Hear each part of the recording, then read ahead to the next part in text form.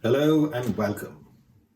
My name is Depanjan Chatterjee, and I consider myself incredibly fortunate that I can stand in front of you with a presentation that has these three words stitched together: race, gender, and brand.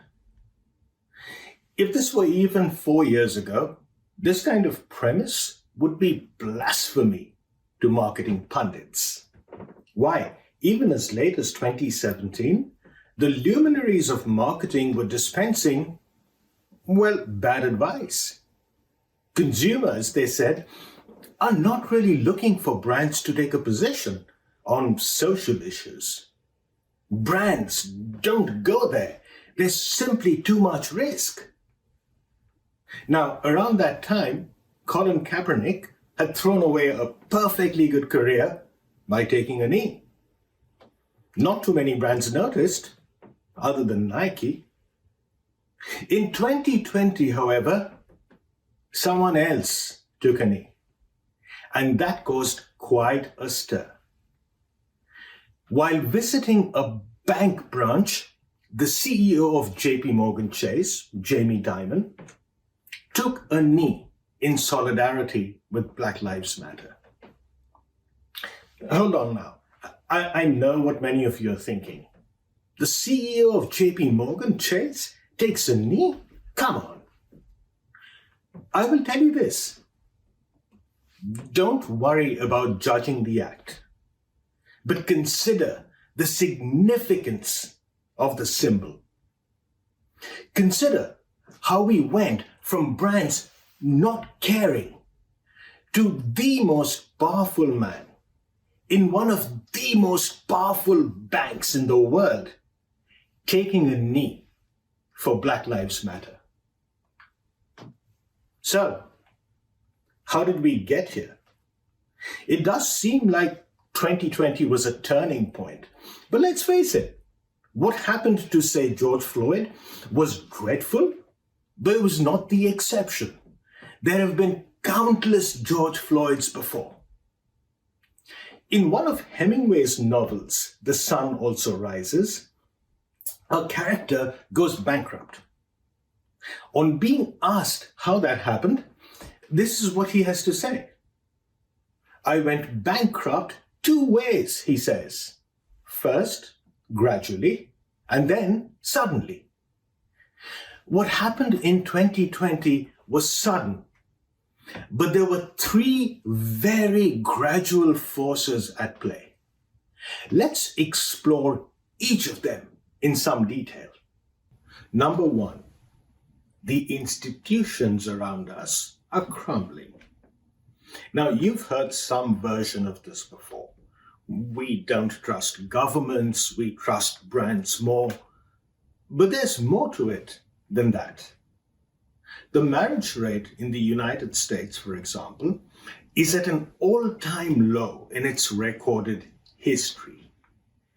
In Sweden, like in many countries, people, especially younger ones, have lost faith in religion. In Japan, loneliness is a plague. There's this terrifying phenomenon known as lonely death, where the elderly are discovered dead in their homes only by the smell of putrefaction. Half of all Americans report no meaningful human social contact every single day. Institutional decay has left behind a vacuum, and nature abhors a vacuum.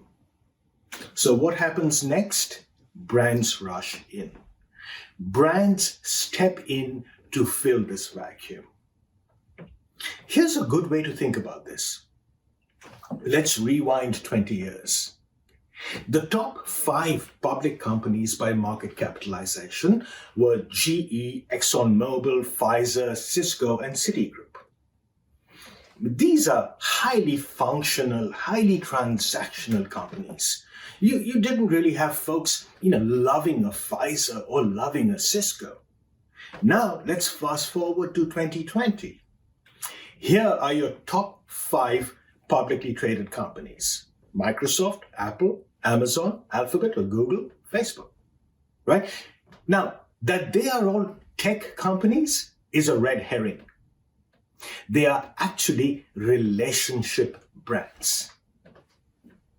And I say this because they are entangled in our lives like brands have never been before, like GE has never been, like Cisco has never been. These brands are how we connect with people. They are there with us at all our memorable moments. Moments when we laugh, moments when we cry. Now, this is my favorite example. So for many people and their kids, there is a new member of the family. And this new member lives in a box. It's a box that some of us call a smart speaker.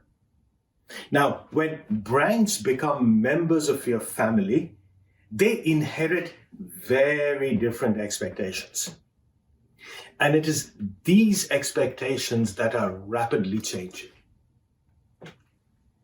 That brings us to the third force, and one that French social scientist Emile Durkheim has called collective conscience. The set of values that the average citizen holds dear has been shifting.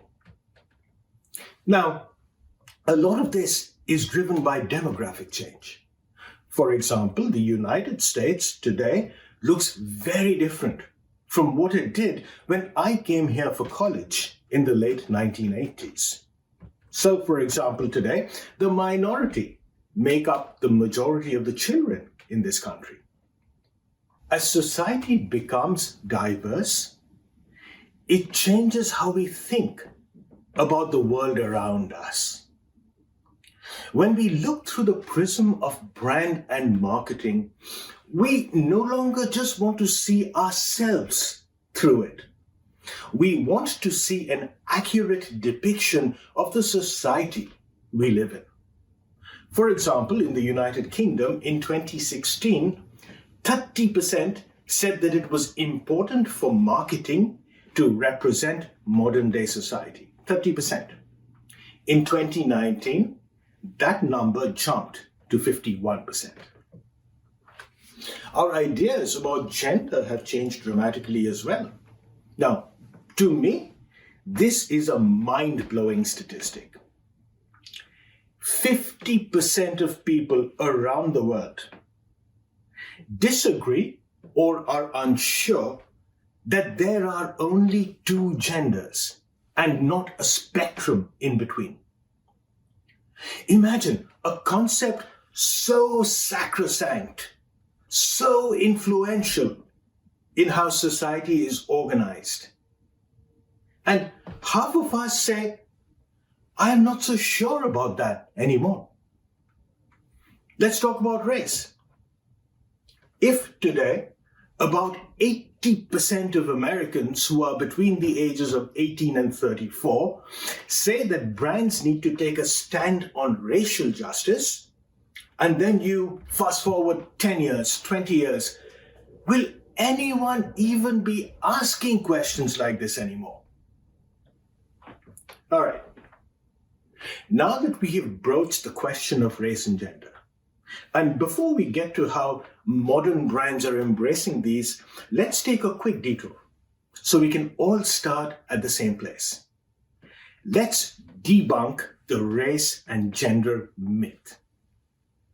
Neither race nor gender are meaningful systems of categorization. They sound kind of official, but in reality, they are simply narratives. Narratives formulated, refined, dressed up in the fake authenticity of pseudoscience, narratives that usually are used to promote an agenda. For example, the idea of an inferior race has been used at pivotal moments in American history. During the age of exploration, to label native populations as savages. In the early 1600s, to make it seem palatable to enslave human beings, and then in the late 1800s and through Jim Crow to deny rights that were hard-won during Reconstruction. Gender, too, is a narrative. In a classic paper by West and Zimmerman, they write how with gender we create differences that are not natural or essential or biological. Sure, many of us conform to a binary that is aligned with our sex categories of being male or female, but that is not what gender is about. Zimmerman and West coin a powerful term, doing gender. Living by social constructs and expectations that have no real basis in sex. That's why many men would not wear a dress or lipstick, even though there is nothing innately male or female about either a dress or lipstick. More perniciously, it's why little boys are budding Einsteins and little girls are social butterflies who want to be the talk of the playground. All right, let's get back to brands.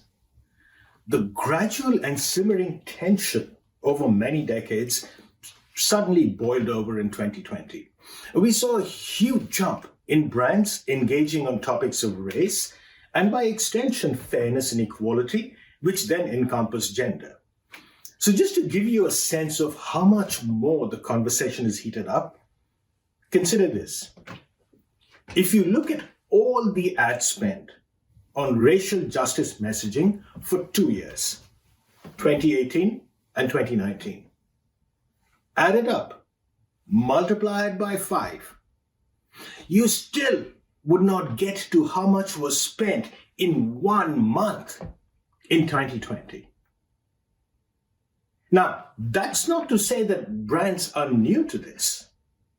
In a 2018 Super Bowl ad, Coca-Cola made reference to gender-neutral pronouns and then went on to say, "We are better as we."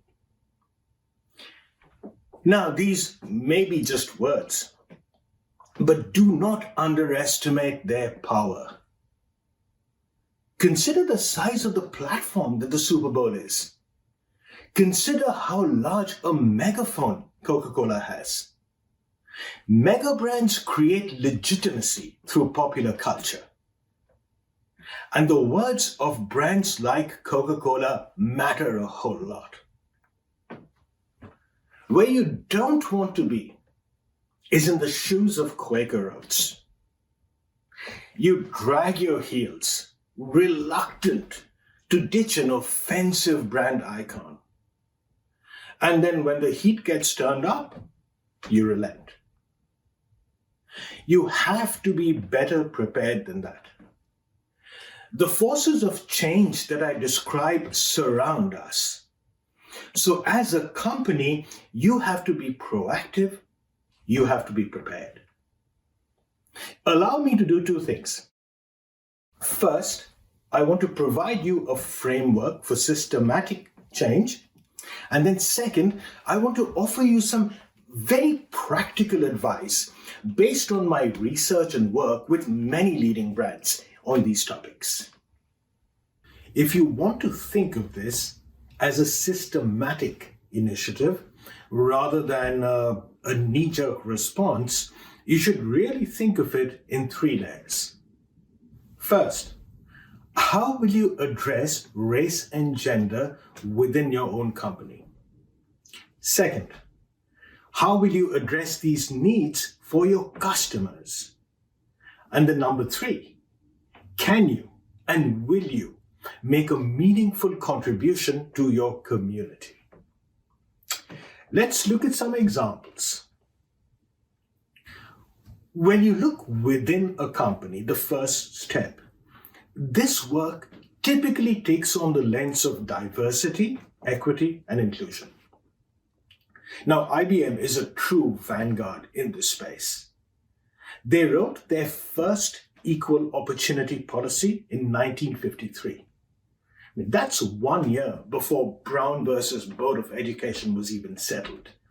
that's more than a decade before the Civil Rights Act of 1964. IBM added gender expression, mind you, not just gender, but gender expression, to their non-discrimination policies nearly 2 decades before the Supreme Court ruled that the original Civil Rights Act protected LGBTQ workers. Now, let's look outside of the company and extend this to customers. Mastercard has a product called TrueName. And what TrueName does is it allows transgender customers to have their chosen name on their credit cards. Look, if this doesn't affect you, you probably do not realize how much of a deal this is. Imagine being told by a company that you patronize that they refuse to acknowledge who you are, that they refuse to acknowledge your identity. TrueName, which is now used by banks like Citibank, is changing all of that. Here's another customer example. Airbnb. Airbnb is not your traditional hospitality company. They are a market maker, they're a data and analytics powerhouse. Airbnb has an ongoing initiative called Project Lighthouse. And what they do with Project Lighthouse is they use advanced statistical models. And they use these models to analyze data on their platform to identify and root out discrimination. Go one step beyond the customer. Think of the community. This is where you step outside of your immediate realm of commerce and into the broader society. Let's take Microsoft as an example. Microsoft has been active in contributing to criminal justice reform well before 2020. So they take what they know best and what they do best, which is technology, and they apply it broadly. As an example, they have worked with the Department of Corrections in Massachusetts, and they have created these virtual reality programs that offer inmates a simulated re-entry scenario. Microsoft has worked with Washington State's court system to build technology solutions that help judges improve fairness in determining legal financial obligations.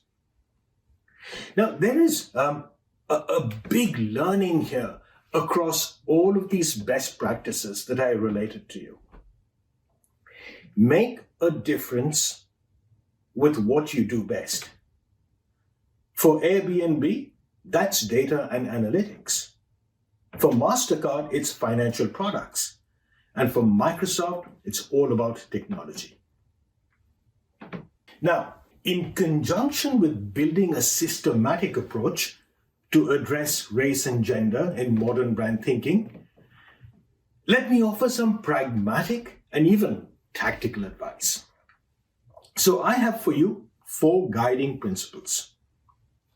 First, be honest, be humble. So just a few weeks ago, I heard Walmart's CEO, Doug McMillon, deliver a keynote at CES. He spoke of the racial equity training that they do at Walmart, and this is what he said. He said, I learned a bunch of stuff about American history that they did not teach me in high school. Now, many of you may not hold Walmart up as an exemplar in social causes. But humility and honesty from that one person who can make the most difference is a fantastic starting point. Principle number 2, stay intimately, inextricably connected to the business. Don't mistake all of this to be an exercise in marketing communication.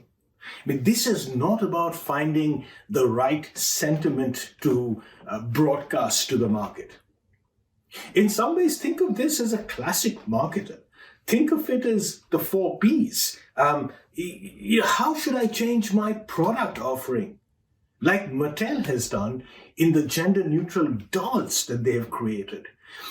Think of it as what should you do with your shopping experience? Like Target has done for years, stripping its store of gender constructs for boys and girls.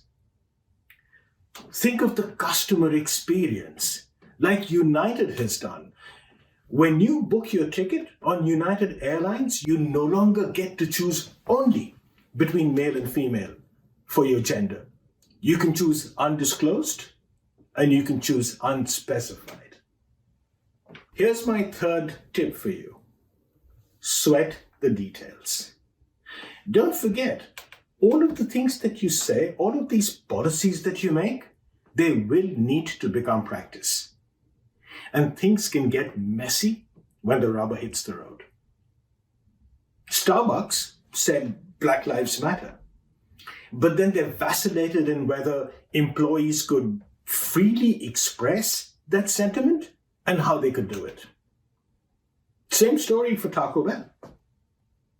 So, think through every little operational detail of what will happen when what you say actually comes to life. And then here's my final bit of advice. In all of my work with marketers, I always tell them, stay laser focused on the customer. Be outside in. In this case, however, I urge you to look deep within yourself. Like Chris Miller from Ben & Jerry's says, yes, it makes sense to build strong connections with your customers, but it only really works if you mean it. You can keep chasing your customers' values, but if your heart is not in those values, then you will get left behind. Thank you so much for your time and attention. These issues are central to my research and to my work. So if you'd like to know more about them, you are welcome to reach out and contact me. Thank you, and I hope our paths will cross again.